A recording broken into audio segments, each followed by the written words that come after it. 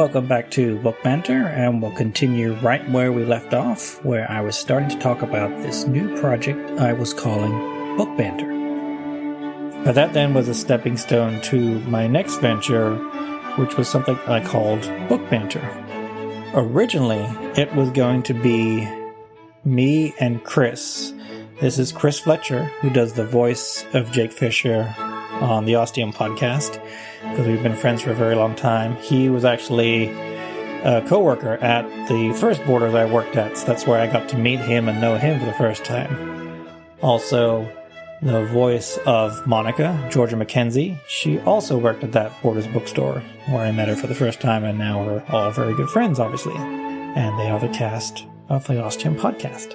So the idea with Chris was that we were going to do a sort of podcast.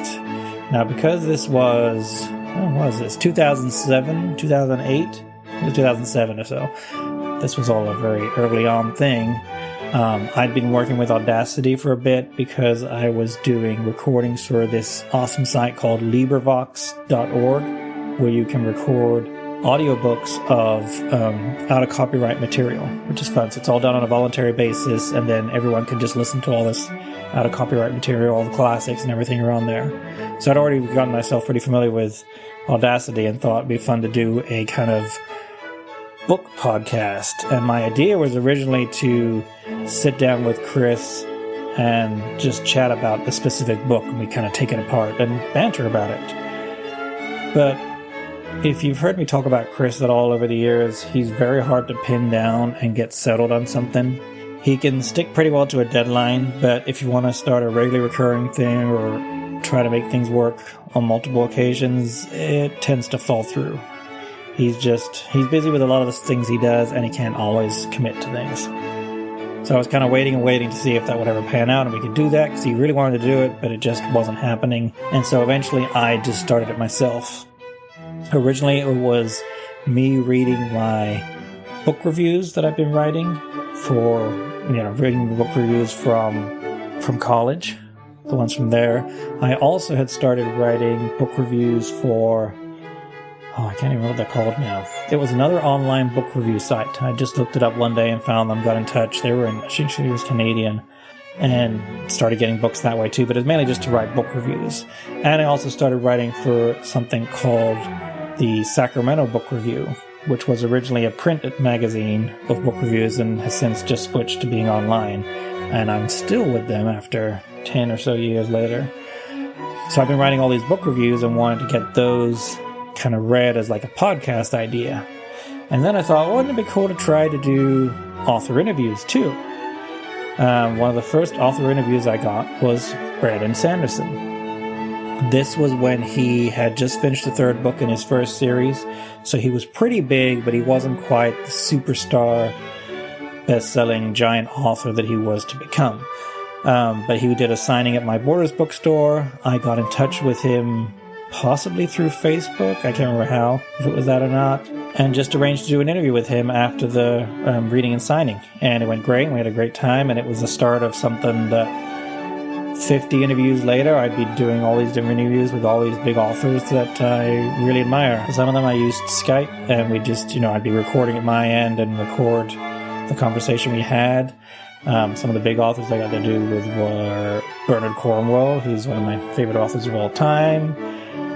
Some other authors include Peter Straub.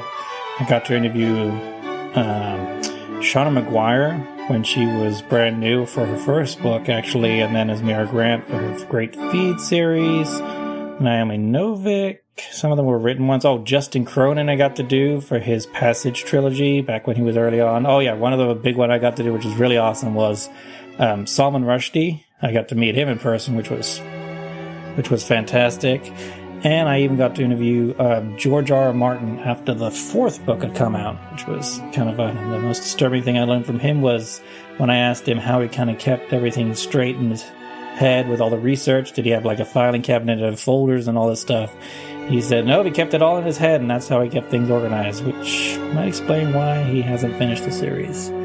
Anyway, Bookbanter was a lot of fun. I even did a series where I was interviewing editors and agents and things like that, just to see the writing side. I did written interviews. I did audio interviews. Actually, probably one of the best stories was I interviewed Amber Benson. Yes, that Amber Benson from Buffy the Vampire Slayer. She was doing her first book. Again, I found her on Facebook, got in touch. I actually got to meet her in person because I was going down to LA to see some friends and stuff and arranged to meet her. We met in a noisy cafe in Hollywood, I think it was, on Sunset, and just chatted and recorded, and the sound wasn't great, but it was just so much fun, and she was such a great person and gave me all the confidence in wanting to do more and more of these interviews. So I ended up doing like 50 plus interviews. Then it kind of changed because I wanted to get more into fictional podcasting with Osteo and things like that. So that's when it kind of fizzled out, and I just didn't have the time to commit to that anymore. But it was a really wonderful chapter in my book life that I'll never forget. The interviews are still up online. If you look up Bookbanter audio interviews, they're all still up there from long, long ago. So that's really leading me up to the present, where I continue to read books a lot. I continue to review books for the Sacramento Book Review. When I actually started reviewing for them and that other book review site I mentioned, the former book review site found out and said it was a conflict of interest, and we had to part ways. I just wanted to do it to get more books and review more books, but they weren't happy with it. But honestly, for like the last 10 to 15 years, I really haven't bought many books because I've been able to get so many under my reviewer status, whether it's for any of these publications or even just when I started my own blog with Bookbanter and reviewing them that way. I've always had these books coming in, which has been a total blast. Actually, lately with things changing and the pandemic and all that, because a lot of the publishing houses have been shut down, I haven't been getting review books as much, and I've been buying books more because I want to support local bookstores. So even though a lot of the retail stuff is somewhat closed right now, across the country, you can still order stuff and they can still ship it to you, and that way is a really good way you can still support your indie bookstore or any of the indie bookstores across the country that you want to help out. I've kind of been picking and choosing where I can to kind of help everyone out a little bit.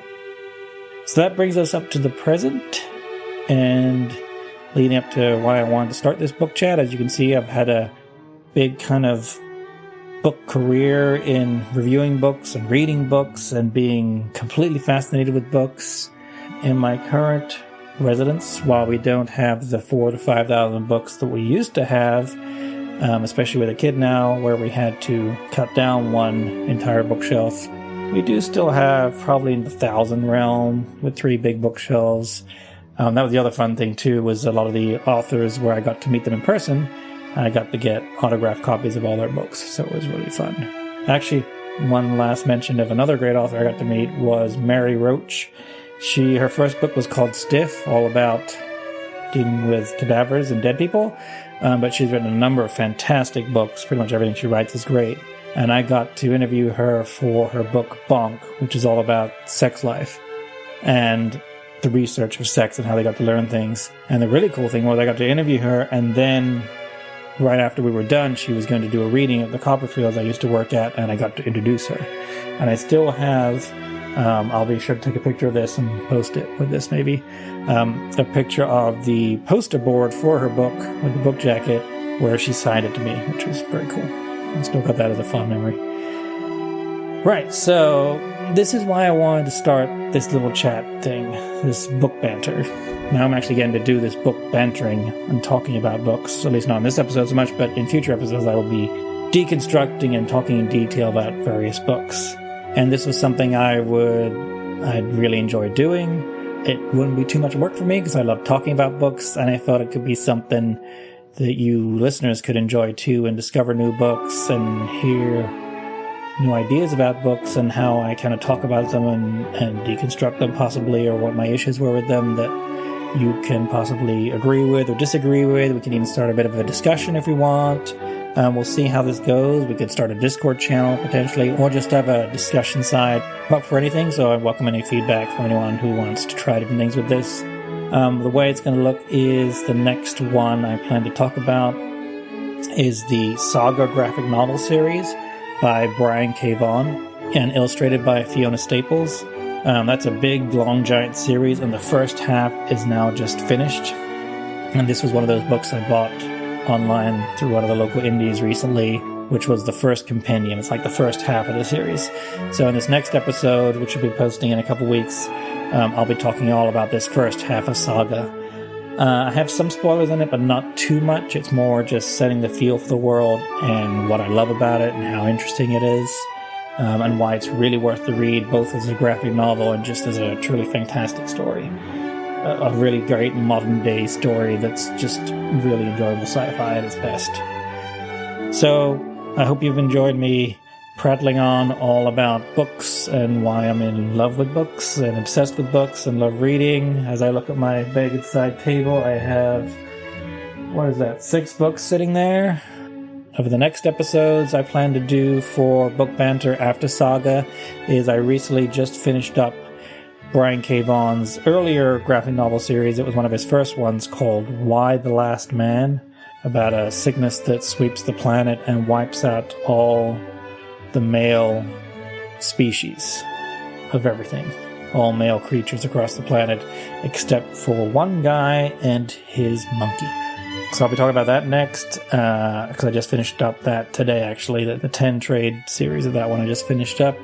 And it's going to be interesting to kind of talk a little about it in comparison to Saga, which he has written more recently, and how he's kind of changed as a writer and improved, definitely, in my opinion. After that, one book I've just started reading is the new Stephen King book, If It Bleeds. I didn't like his last one, which was called The Institute, and I actually didn't even finish it, mainly because he has a number of books that involve children and bad things happening to children, and especially since becoming a parent, I just can't read through those anymore. Even though it's a made-up story, it just hits me so hard as a parent that I can't make it through. And that's kind of how I felt with The Institute, where all these kids that were kind of suffering. And I figured by the end of the book, they'd get their, comeuppance and overthrow the bad people and all this stuff, but it wasn't worth the read for me. Anyway, so I'm reading his new one right now, If It Bleeds, which is a collection of 4 novellas, so I'll probably be doing a Bookbanter episode on that. And then after that, at some point, I'll also be talking about the Wheel of Time series, which I've read partly. I read the first 8 books many years ago and quit for specific reasons, which I'll explain in that episode. And I'm now rereading the whole series for different reasons, which I'll also explain in that episode. So that's kind of just something to look forward to. Okay, that's enough of me talking. I'm hopefully giving you some ideas and some things to look forward to with future episodes of Bookbanter. If you enjoyed this, please let me know, like it, comment, whatever you like. I really appreciate it, just to know that people are enjoying these things. If you hate it, let me know too, and I'll just stop doing it. But I'm having fun at the moment talking about books, and I'd like to keep doing it. So let me know, and I'll see you on the next Bookbanter. Thank you for listening to Bookbanter. This episode was performed and recorded by me, Alex C. Telander, with help from Hail and Well Met Podcasts. The music featured in this episode is Divertimento in D major by Wolfgang Amadeus Mozart. The theme song is from Fantasia on a Theme by Thomas Tallis, composed by Ralph Vaughan Williams. All courtesy of Musopen. Find out more at musopen.org. If you enjoyed this episode and would like to support the show, you can do so by buying me a coffee at ko-fi.com/AlexCTelander. You can reach me at alexctelander@gmail.com with any comments, questions, or suggestions, or just to chat, or find me on Twitter under the username @Bookbanter. Until next time, thanks for listening.